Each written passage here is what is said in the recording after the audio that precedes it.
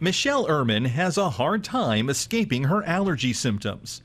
I just get this lingering cough. She's tried nearly everything. I've been on, inhalers, and I've been on nose sprays, and then I've been getting these shots on top of it. Turns out symptoms for allergy sufferers like Michelle might only get worse. Experts say the rising temperatures from climate change and more carbon dioxide in the air are causing many pollen-producing plants to bloom earlier and last longer, prolonging the allergy season. New patient visits are coming in at different times of year that I did not used to see. Dr. Joseph Shapiro says his Los Angeles office is now flooded with patients year-round. He says many of their symptoms are more severe than in the past, and he expects that trend to continue. A recent study showed that pollen counts are likely to double by the year 2040.